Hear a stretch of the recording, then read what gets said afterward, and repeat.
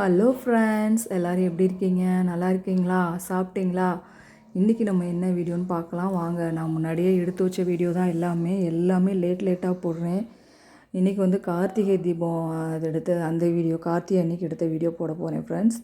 காலையில் வந்து சத்து மாவுக்கு எல்லாம் வேணும் அப்படின்னு சொல்லிட்டு சத்து மாவு ஜாமான்லாம் வாங்கி வரகு, சாமை, தெனை, குதிரைவாளி எல்லாத்தையும் எடுத்து 15 ஜாமான் மொத்தம். பாதாம், பிஸ்தா, முந்திரி, அதுக்கப்புறம் கம்பு, கேப்பை, சோளம், இன்னும் என்னென்னு தெரியலையே.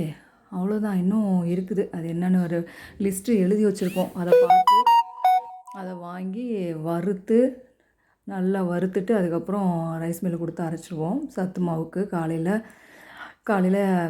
எப்போயாவது என் பையன் குடிச்சிட்டு போவான், எப்போயாவது எங்கள் அப்பா குடிச்சிட்டு போவாங்க. அவங்களுக்காக அதை அரைச்சது. அதுக்கப்புறம் ஒரு புது டிவி வாங்கியிருந்தோம். ஹாலில் டிவி ரிப்பேர் ஆயிடுச்சு. ரொம்ப நாளாக வாங்கணும்னு சொல்லிட்டு வாங்கவே இல்லை. சரி இந்த தடவை வாங்கிடுவோமே அப்படின்னு சொல்லிட்டு வாங்கியாச்சு. மத்தியானம் வந்து சாம்பார் வச்சு வெண்டைக்காய் பொரித்து அப்பளம் வச்சு நெய் ஊற்றி சாப்பிட்டோம். அன்றைக்கி விரத சாப்பாடு மாதிரி. அம்மா அப்பா ஊருக்கு போயிருந்தாங்க மதுரைக்கு. அதுக்கப்புறம் அவங்க வந்துட்டாங்க. வந்ததுக்கப்புறம் சமைச்சு சாப்பிட்டுட்டு கார்த்திகை தீபம் விளக்கெல்லாம் ஏற்றணுமே அப்படின்னு சொல்லிட்டு சாப்பிட்டு முடிச்சுட்டு அதுக்கப்புறமா தான் வீடெல்லாம் ஒற்றை அடித்து ஒற்றை அடித்த பிறகு கழுவி விட்டு வீட்டை தொடச்சி விட்டு அன்றைக்கி சரியான வேலை. அந்த வேலையெல்லாம் பார்த்து முடிச்சுட்டு அதுக்கப்புறம் பார்த்தீங்கன்னா விளக்கெல்லாம் தண்ணியில் ஊற வச்சிட்டோம். காலையிலே எழுந்திரிச்சு அந்த விளக்கெல்லாம் ஊற வச்சுட்டு அதுக்கப்புறமா முருங்கைக்காய் சாம்பார் தான் வச்சோம் அன்றைக்கி. எல்லாருமே இலையில, ஆனால் இலையில சாப்பிட்றதே ஒரு சந்தோஷம் தெரியுமா ஃப்ரெண்ட்ஸ். இலையில சாப்பிட்றது ரொம்ப நல்லாயிருக்கும். சாப்பிட்டுட்டு விளக்கெல்லாம் ஊற வச்சுட்டு ஒற்றை அடிச்சுட்டு வீட்டெல்லாம் தொடச்சிட்டு அந்த விளக்கெல்லாம் விளக்கிட்டு இருந்தேன். விளக்கும் போது பார்த்திங்கன்னா இப்போ ஒரு விளக்கு காட்டுவேன் பாருங்கள். அந்த விளக்கு வந்து எங்கள் அத்தை எங்கள் அம்மா அப்பா வீடு கட்டினாங்கல்ல மதுரையில். நான் 8th படிக்கும்போது வீடு கட்டினாங்க. அந்த வீடு கட்டும்போது பால் காய்ச்சினதுக்கு வீடு கிரகப்பிரவேசத்துக்கு வந்து எங்கள் அத்தை வந்து அந்த விளக்கு வந்து கிஃப்டாக கொடுத்தாங்க.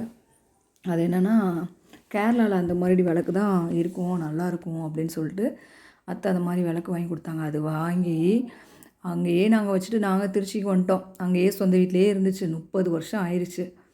இப்போ 30 வருஷத்துக்கு அப்புறமா எங்கள் ஆச்சி தான் சொன்னாங்க, இந்த விளக்கு இப்படியே இருக்குது, அதை கொண்டு போய் யூஸ் பண்ண வேண்டியதானே அப்படின்னு சொல்லிட்டு.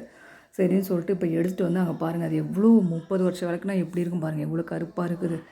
அதை கழுவி விளக்கி லெமன் போட்டு பீதாம்பரி பவுட்ரு போட்டு அதை விளக்குன்னு விளக்கி கையே வலி தாங்க முடியல. அது ஒரே நாளில் உட்காந்து விளக்கி கழுவி எப்படியோ என்னால் முடிஞ்ச அளவுக்கு ஓரளவுக்கு கொண்டு வந்துட்டேன்.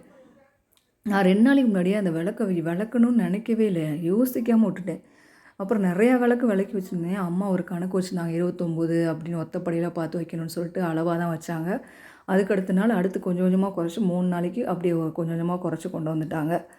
அந்த கணக்கெலாம் நமக்கு தெரியாது. சரின்னு சொல்லிட்டு நான் விளக்கி வச்சுட்டேன். எல்லாத்தையும் விளக்கி கழுவி காய வச்சு அதுக்கப்புறம் அம்மா வந்து சந்தனம் குங்குமம்லாம் வச்சு எண்ணெயெல்லாம் ஊற்றி. எப்போவுமே கார்த்திகைனா எங்கள் அண்ணன் பிள்ளைங்க வந்துடுங்க. ஃபஸ்ட்டு டே வந்து அத்தை நான் விளக்கு வைக்கிறேன்னு சொல்லி நாங்கள் எண்ணெய் ஊற்றி தான் வைப்போம். அதை கொண்டு வந்து வச்சு அவளுக்கு தீபம் ஏற்றி வைக்கணும். அப்போ தான் சந்தோஷமாக இருப்பாளுங்க. எங்களுக்கும் சந்தோஷமாக இருக்கும் பிள்ளைங்க வந்து விளக்கேற்றினா தான். ஆனால் இந்த தடவை பார்த்திங்கன்னா பிள்ளைகளுக்கு ஒரே சளி காய்ச்சல். அதனால் கிளைமேட்டு பயங்கரமாக பனி கொட்டுதே. இப்போ வரைக்கும் குளிர தான் செய்யுது. வீட்டிலலாம் பயங்கர பனியாக தான் இருக்குது. அதனால் பிள்ளைங்க அலைய வேணாம் அப்படின்னு சொல்லிட்டு அங்கேயே இருக்க சொல்லியாச்சு வீட்லேயே. சரி கார்த்திகையே நம்மளாவது வெடி வச்சுருக்கோன்ட்டு என் பையன்கிட்ட சொன்னேன், வாடா வெடி போடலான்னு. வரவே மாட்டேன்னு சொல்லிட்டான் ஃப்ரெண்ட்ஸ். இப்போ போகிறானேன்னு பார்க்குறீங்களா, அவ்வளோ நேரம் அவனை போராடி கெஞ்சி வாடா கார்த்திகைக்கு வெடி வைக்கணும்டா வீட்டில் வாடா அப்படின்னு சொல்லி அவ்வளோ நேரம் போராடினதுக்கப்புறம் வந்து ஒரு 2 வெடி வைக்கிறேன் அப்படின்னு சொல்லிட்டு 2 வெடி வச்சுட்டு போயிட்டானே. என் கூட வந்து வைடானா பிள்ளைங்க வந்தோடனே வைப்போம்மா, எனக்கெல்லாம் இன்ட்ரெஸ்ட்டே இல்லை, வெடி வைக்கிறதெல்லாம் பிடிக்கலம்மா விடுங்கம்மா அப்படின்னு சொல்லிட்டான். சரின்னு சொல்லி அவனை ஃபோர்ஸ் பண்ணி பிள்ளைங்க சின்ன வயசுலாம் வெடி வேணும்னு அவ்வளோ லிஸ்ட்டு போட்டு வாங்குவான். ஒரு ஏஜ் தான், நானும் அப்படி தான், நம்மளும் அப்படி தானே. சின்ன பிள்ளையில புது ட்ரெஸ்ஸை வாங்கி பீரோவில் வச்சுட்டு தீபாவளிக்கு 10 நாளைக்கு முன்னாடி அதை ஒவ்வொரு நாளும் எடுத்து பார்க்குறது தான் வேலை. அது மாதிரி தான், அதே மாதிரி தான் இப்போ நம்ம பசங்களுக்கும் ஒரு ஏஜ் தான். வெடி வைக்கணும்னு அவ்வளோ ஆசைப்பட்டான் என் பையன். அப்படியே தெரு ஃபுல்லாக நம்ம தான் ஃபஸ்ட்டாக இருக்கணும் அப்படின்லாம் சொல்லிட்டு பார்த்தீங்கன்னா அந்த ரோடு ஃபுல்லாக வெடியும் பேப்பருமா தான் இருக்கும். அவ்வளோ வெடியை போட்டுட்ருப்பான். இப்போ என்னடானா வெடியே போட மாட்டேறேன், போதும் எனக்கு இன்ட்ரெஸ்ட் இல்லைம்மான்னு சொல்லிட்டான். சரி வெடி வச்சு முடிச்சுட்டு நைட்டுக்கு பூரி சப்பாத்தி செஞ்சு சாப்பிட்டுட்டு சோயா பீன்ஸும் பட்டர் பீன்ஸு உருளைக்கிழங்கு இதெல்லாம் போட்டு குருமா வச்சுருந்தேன்.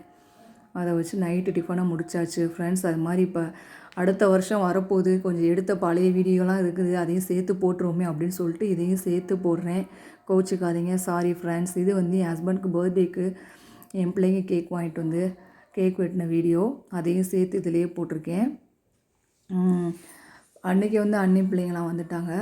அப்புறமா கேக் வெட்டிட்டு ஆச்சி, அம்மா, அப்பா எல்லாருமே இருந்தாங்க. கேக் வெட்டி சாப்பிட்டாச்சு. அது வந்து பார்த்திங்கன்னா பர்த்டேக்கு இந்த கேக் என் ஹஸ்பண்டுக்கு வந்து நார்மல் கேக் தான் வாங்கியிருக்கோம். என் பிள்ளைங்களுக்கு அந்த நார்மல் கேக்னால் பிடிக்காது. அதுங்களுக்கு வந்து சாரி ஃப்ரெண்ட்ஸ், அவங்களுக்கு வந்து ஐஸ் கேக் தான் வேணும்னுவாங்க. அப்போ தான் பிள்ளைகளுக்கு சளியும் காய்ச்சலுமா இருக்கிறதுனால நாங்கள் ஐஸ் கேக் வாங்கலை. சரி பரவாயில்ல அப்படின்னு சொல்லிட்டு, பிள்ளைங்க தானே நமக்கு முக்கியம், கிளைமேட் தானே ரொம்ப மோசமாக இருக்குது அப்படின்னு சொல்லிட்டு சாதாரணமாக ஐஸ் கேக் வாங்காமல் இந்த கேக்கே வாங்கி கேக் வெட்டியாச்சு. அப்புறம் பிள்ளைங்க மாமாவுக்கு கொஞ்சம் கிஃப்ட்டு வாங்கிட்டு வந்திருக்கு. கிஃப்ட் அவங்களா வீட்டில் உட்காந்து எதையோ எடுத்துகிட்டு வந்து ஆசையாக அவங்க எது கொடுத்தாலும் சரி சந்தோஷமாக கொடுக்குறாங்க பாருங்கள், அதுதான் நமக்கு ரொம்ப சந்தோஷம். வீட்டிலே உட்காந்து அவள் என்னமோ எழுதி வரைஞ்சி க்ரீட்டிங் கார்டு மாதிரிலாம் எழுதி அங்கே இப்போ இங்கே எழுத போகிறேன், இப்படி எழுத போகிறேன்லாம் சொல்லிவிட்டு என்கிட்ட காமிச்சிட்டு இருந்தா. சரின்னு சொல்லி பார்த்துட்டு இருந்தேன். அதுக்கப்புறமா நிறையா ட்ராயிங்லாம் வரைஞ்சிருந்தா. அந்த ட்ராயிங்லாம் பாருங்கள் அப்படின்னு சொல்லி அந்த ட்ராயிங்லாம் காமிச்சிட்டு இருந்தா. வரும் பாருங்கள் ஒரு ட்ராயிங்காக. இது ஹார்ட்லாம் போட்டு மாமாவுக்கு அப்படின்னு சொல்லி, இது நான், அது மாமா அப்படின்லாம் சொல்லி எழுதி ஒன்று ஒன்றா அதுக்கு எக்ஸ்பிளைன் வேறு பண்ணிகிட்டு இருந்தா. சரி பிள்ளை சந்தோஷம். நம்மனா என்ன, க்ரீட்டிங் கடைக்கு போய் க்ரீட்டிங்கை வாங்கிட்டு வந்து கொடுத்துருவோம். ஆனால் அவளாக செய்கிறேன் அப்படின்னு சொல்லி செஞ்சு அவளாக ஒன்றா யோசித்து அவள் செஞ்சு கொண்டு வந்திருக்கா பாருங்கள். 2nd ஸ்டாண்டர்ட் படிக்கும்போது. அதுக்கப்புறம் 3rd ஸ்டாண்டர்ட் ஒருத்தி, 1st ஸ்டாண்டர்ட் ஒருத்தி படிக்கிறாங்க. அவங்களாம் செஞ்சு கொண்டு வந்திருக்காங்க. சரி சந்தோஷம் அப்படின்னு சொல்லிட்டு அதை வாங்கி ஒன்று ஒன்றா அங்கே பாருங்கள் தான் நான் இப்படி வரைஞ்சிருக்கேன் அப்படின்னு சொல்லி ஒன்று ஒன்றா காமிச்சிட்டு இருந்தா. 1-2 மிஸ்டேக் ஆயிடுச்சு அப்படின்னா பரவாயில்ல, அதனால் ஒன்றும் இல்லை. இதெல்லாம் இவ்வளோ அழகாக இருக்குது பாருங்கள், எனக்கு ரொம்ப பிடிச்சிருந்துச்சு. அதுக்கப்புறம் பார்த்திங்கன்னா மத்தியானமாக மட்டன் பிரியாணி செஞ்சுருந்தோம். மட்டன் பிரியாணி செஞ்சு சாப்பிட்டு முடிச்சுட்டு அதுக்கப்புறமா இன்னொன்று உங்கள்கிட்ட சொல்லணும்னு நினச்சேன் ஃப்ரெண்ட்ஸ். எங்கள் மதுரைக்கு போயிருந்தேன். அப்போ அங்கே எய்த்த வீட்லலாம் கோழி இதெல்லாம் வளர்ப்பாங்க மாமியார் வீட்டு பக்கம். அந்த கோழி குஞ்சு அங்கே ஒரு பருந்து வந்துருச்சு. அது வரைக்கும் கோழி குஞ்சு குச்சுன்னு கத்திக்கிட்டு பயங்கரமாக ஓடிக்கிட்டு இருந்துச்சுங்க. அங்கே வந்து பருந்து வந்தோடனே அந்த அம்மா கோழி வந்து அந்த குஞ்சுகிட்ட சொல்லி, அந்த லாங்குவேஜ்லாம் எனக்கு புரியலை. என் ஹஸ்பண்ட் வந்து இங்கே வாயேன்னு சொல்லி கூப்பிட்டாரு. என்னான்னு கேட்டாங்க. பாரு அந்த கோழியும் அந்த குஞ்சையும் பாருங்காரு. கோழி அப்படியே நிற்கிதுங்க. அது பக்கத்தில் கோழி குஞ்சு அசையவே இல்லை, அப்படியே நின்றுக்கிட்டே இருக்குது. ஏன் இப்படி நிற்கிது அப்படின்னு கேட்டேன். அங்கே பாரு அப்படின்னு காமிச்சார். அங்கே பருந்து நிற்கிது. அவங்க அம்மா கோழி சொல்லியிருக்காங்க, நான் போயிடாதீங்க, அங்கிட்டு பருந்து நிற்கிது, உங்களை பிடிச்சிட்டு போயிடும்னு சொல்லி.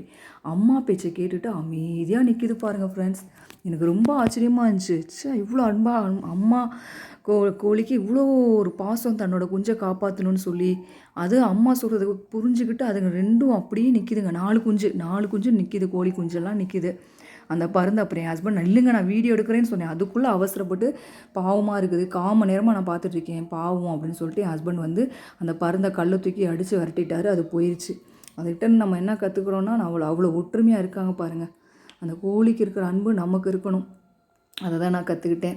அன்றைக்கி வந்து நாங்கள் குடல் குழம்பு செஞ்சு பிரியாணி செஞ்சு சாப்பிட்டோம். ஓகே ஃப்ரெண்ட்ஸ், பாய்.